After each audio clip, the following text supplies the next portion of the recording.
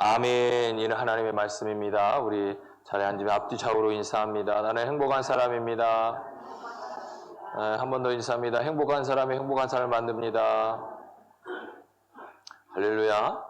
오늘은 어떻게 이쪽이 호하네요. 빨리 지역 이쪽으로 와서 앉으세요.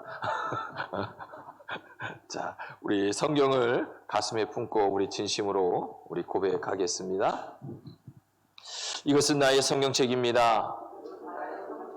나는 이 성경이 말하는 사람이고 이 성경이 말하는 것을 가지고 있으며 이 성경이 할 수 있다는 것을 할 수 있습니다. 오늘 하나님 말씀을 통해 이 말씀을 깊이 묵상하고 마음속에 받아들여 반드시 변화될 것을 예수님의 이름으로 기도합니다. 아멘. 오늘 하나님의 축복이 저나 여러분에게 가득하기를 주의 이름으로 축원합니다.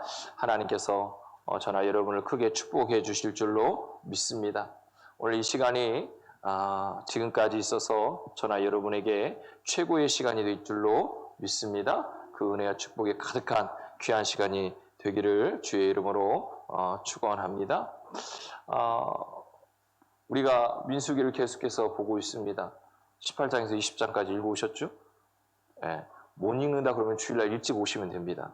한 10분 정도 일찍 오셔서 읽으십시오. 잠깐이면 됩니다. 읽어야 은혜가 되고 하나님의 말씀이 이해가 됩니다. 오늘 특별히 18장에서 20장까지의 말씀을 함께 나누려고 합니다. 광야는 우리의 삶을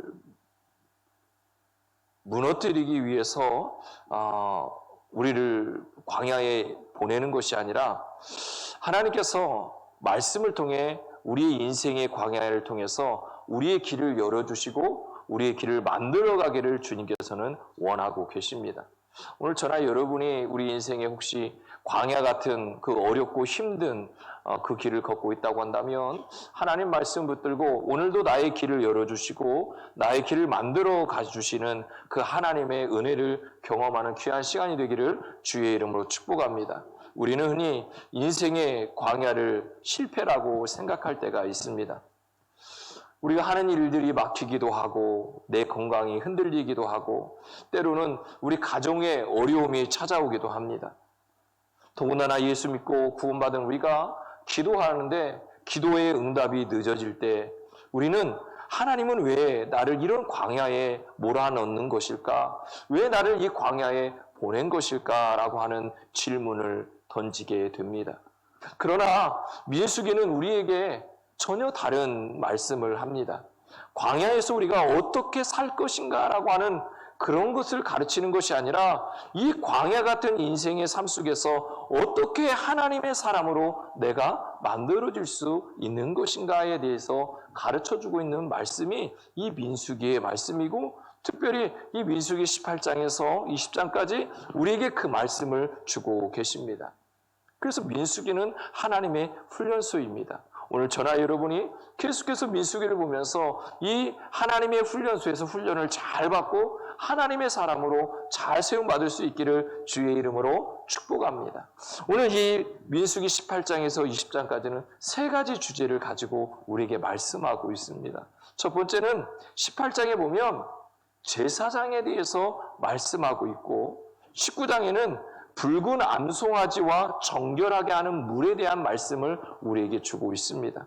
또 20장에서는 반석에서 물이 나오는 말씀을 우리에게 주고 있습니다. 주제가 다른데 왜 한 번에 18장에서 20장까지의 말씀을 볼까? 따로따로인 것 같지만 이 18장에서 20장의 말씀은 하나로 연결된 하나님의 의도와 계획하심이 분명히 있고 이것을 하나의 사건을 통해서 우리에게 주시고자 하는 하나님의 뜻이 분명히 있다고 하는 겁니다. 이스라엘 광야에서 이스라엘 백성들이 이 광야에서 가장 필요로 했던 게 뭘까요?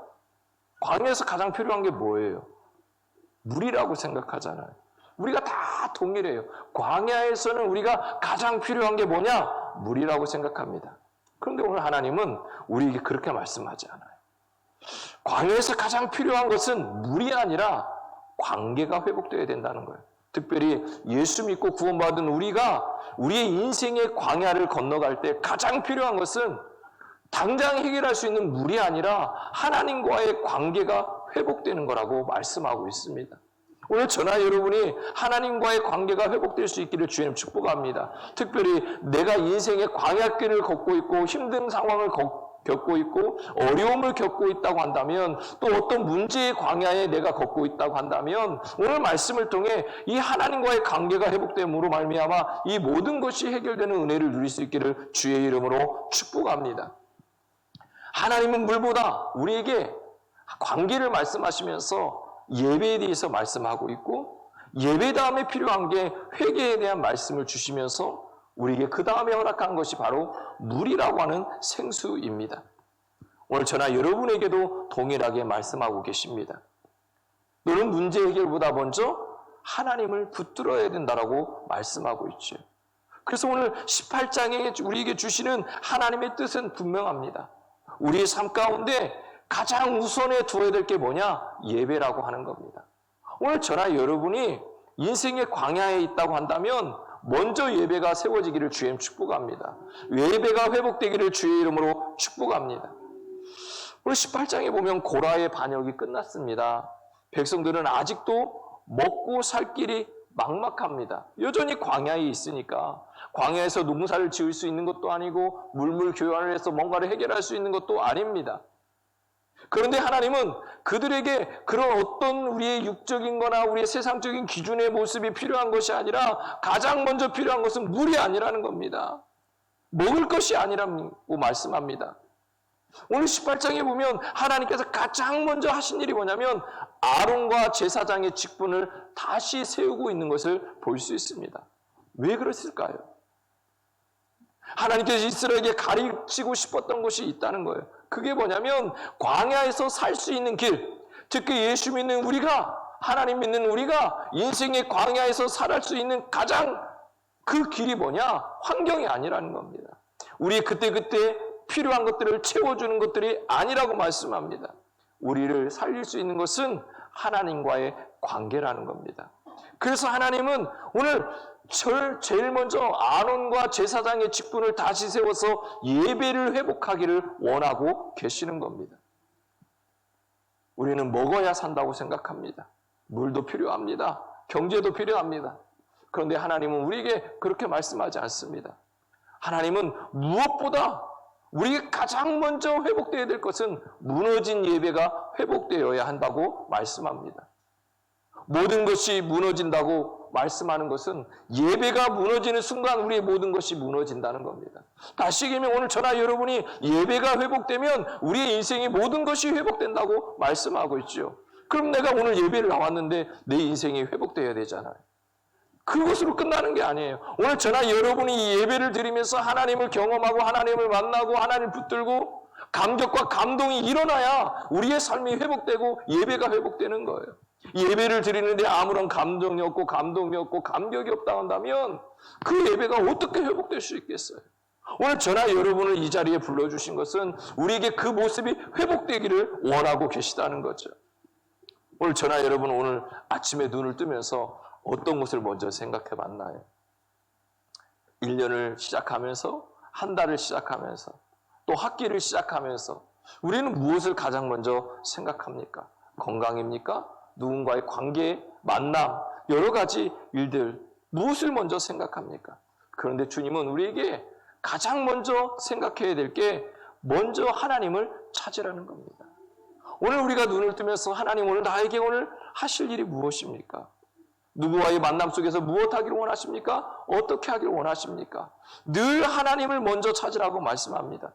다시 얘기하면 오늘 저나 여러분이 이 예배를 통해서 이 예배가 나에게 필요한 시간, 그 시간이지 하나님께 필요한 시간이 아니라는 거예요. 그러니까 예배는 하나님께 필요한 시간이 아니라 나를 살리기 위한 시간이 바로 이 예배 시간이에요. 그러니까 하나님은 이 예배를 통해서 우리와 만나고 우리의 삶을 회복시키기를 원하고 우리의 영혼을 살리기를 원하고 계시다라고 말씀합니다.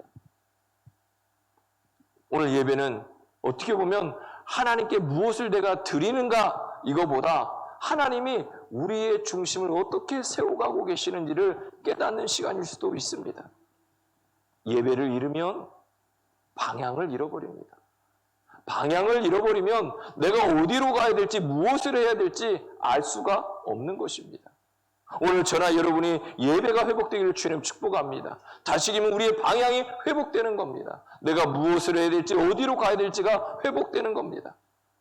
또한 말씀을 잃으면 기준을 잃어버립니다. 말씀은 우리의 기준이 된다는 겁니다. 그러니까 우리가 말씀이 회복되면 우리의 삶의 기준이 회복된다라고 말씀하고 있죠. 또한 기도가 회복되어야 됩니다. 기도를 잃어버리면요, 우리 안에 평안을 잃어버립니다. 우리 안에 평안이 회복되기를 원한다면 우리 안에 기도가 회복될 수 있기를 주님 축복합니다. 하나님을 붙들면 환경이 그대로 있지만 우리의 마음은 흔들리지 않아요. 예수님 말씀하죠. 먼저 그의 나라와 의를 구하라. 그래야면 이 모든 것을 너에게 주시리라 말씀합니다. 우선순위를 정하라는 겁니다. 저나 여러분의 우선순위가 무엇입니까? 오늘 주님은 먼저 바뀌면 나머지도 바뀐다라고 말씀합니다. 그게 예배라고 하는 겁니다. 하나님과의 관계가 회복되면 모든 것이 회복된다고 말씀하죠. 그래서 오늘 18장의 광야에서 삶의 첫 번째 우리에게 주시고자 하는 삶의 원리는 뭐냐면 예배라는 거예요. 예배가 가장 먼저 되어져야 된다고 말씀하고 있습니다. 그러면서 이 예배를 통해서 우리에게 주시고자 하는 하나님의 의도가 있습니다. 19장은요, 뭐라고 말씀하고 있냐면 죄보다 회복이 먼저라는 거예요. 그러니까 죄는요, 덮는 것이 아닙니다. 죄는요, 회복시키는 겁니다. 덮는다고 해서 죄가 해결되는 게 아니라는 겁니다. 하나님은 곧바로 19장에서 붉은 암송아지 이야기를 하고 계십니다. 왜 갑자기 이 암송아지와 정결에 대한 물에 대한 말씀을 하고 계실까? 광야에서는 누구나 부정할 수도 있다는 겁니다. 우리는 넘어지기도 하고 실수하기도 하고 죄를 지을 수도 있다는 겁니다. 문제는 죄를 짓는 것이 아니라 내가 죄를 품고 살고 있냐는 것입니다. 내 안에 죄를 품고 산다고 한다면 어느 순간에 나도 모르는 사이에 그 죄가 나를 무너뜨리고 넘어뜨린다는 겁니다. 그래서 죄를 짓는 것은 이미 죄를 품고 있기 때문에 죄를 짓는 것이지 죄를 지었으니까 무엇인가 생기는 게 아니라는 거예요. 그래서 주님은 우리에게 이 정결에 대한 말씀을 하고 있는 거예요. 붉은 암송아지의 죄를 물에 섞어 정결하게 하는 물을 만들게 하신 것은 우리에게 하나님께서 회개의 길을 열어놓으셨다라고 말씀하고 있죠. 이것이 은혜인 겁니다. 하나님은 죄를 버리는 분이 아니라 돌아오게 하시는 분이에요. 오늘 저나 여러분을 돌아오게 하시겠다고 말씀해요. 이 장면은 우리에게 예수 그리스도를 생각나게 하잖아요. 예수 그리스도가 왜 이 땅에 오셨는지, 죄 없으신 예수 그리스도께서 어린 양이 되어서 이 땅에 오셔서 왜 십자가에서 희생하셨는지, 그것은 저나 여러분의 영원한 정결한 삶을 살게 하기 위해서 십자가를 치셨다고 하는 말씀을 하고 있는 거예요. 우리가 예수 믿고 구원받았어도요, 죄의 문제가 해결됐어도요, 우리의 삶을 살다 보면 먼지가 묻게 돼 있어요. 광야를 살다 보면 먼지가 묻는 거예요. 그때 필요한 게 뭐예요? 회개라고 하는 거예요. 다윗은요, 큰 죄를 지은 뒤에 이렇게 기도합니다. 우슬초로 나를 정결하게 하옵소서. 회개는 하나님을 멀리하게 하는 행동이 아니라 오히려 하나님을 가까이 하는 그 모습이라고, 가는 길이라고 우리에게 말씀합니다. 그런데요, 사단은요, 우리에게 뭐라고 얘기하냐면 자꾸 죄를 숨기라고 얘기합니다. 그래서 죄를 지면 자꾸 숨기려고 하는 거예요. 그런데 주님은 우리에게 숨기라고 말씀하지 않죠. 돌아오라는 거예요. 죄의 모습에서 다시 돌아오라는 거예요. 돌아와서 하나님 앞에 나오라는 거예요. 하나님께서 우리를 다시 정결하게 하고 우리를 회복시켜 주시겠다고 말씀하죠. 그 회복 가운데 우리가 성령의 기쁨을 다시 누리는 겁니다. 잃어버린 감격이 회복되는 겁니다. 교회가 강한 이유는요, 완벽한 사람이 모였기 때문에 강한 게 아니에요. 교회는 완벽한 사람이 오는 게 아니에요. 회개할 사람이 오는 거예요. 아, 나는 죄인이구나. 내가 죄인이기에 나의 죄를 위해서 오신 예수님을 믿기 때문에, 그분이 나의 죄를 해결할 수 있기 때문에 내가 예수 믿고 구원받고 교회 와서 함께 신앙생활하고 예배 드리는 겁니다. 사랑하는 성도 여러분, 가정이 살아나는 이유도 똑같습니다. 회개가 시작되면 관계가 살아납니다. 성도가 살아나는 이유도 똑같습니다. 눈물의 회개가 시작되면 은혜가 다시 흐르는 것입니다. 그래서 주님은 이것을 예배가 회복되고 우리의 삶을, 죄의 모습을 회복시켜서 하나님의 목적은 있다는 거예요. 그게 뭐냐? 우리가 말씀대로 순종해서 기적의 삶을 살기를 원하고 있다는 거지. 그래서 민수기 20장의 말씀을 하는 거예요. 이제 38년이 흘렀어요. 이스라엘은 이제 가데스 바네아에 다시 도착하게 된 거예요. 그런데 여전히 뭐가 없냐면 물이 없어. 백성들은요, 그 앞에서 다시 원망하고 불평합니다. 그 이야기를 들은 모세가요, 화가 난 거예요. 야, 지금까지 하나님께서 너희들 그 원망과 불평 때문에 가나안 땅에 바로 들어가지도 못하고 또 돌다가 왔는데 또 원망하고 또 불평하고 있는 그들을 보면서 모세가요, 지쳤어요. 생각해 보세요. 그 기나긴 시간 동안 출애굽 이후에 이스라엘 백성이요, 문제만 생기면 원망과 불평이 먼저 나왔다는 거예요.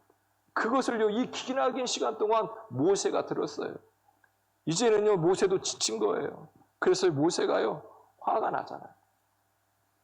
하나님은 물이 없을 때 오늘 모세에게 이렇게 말씀해요.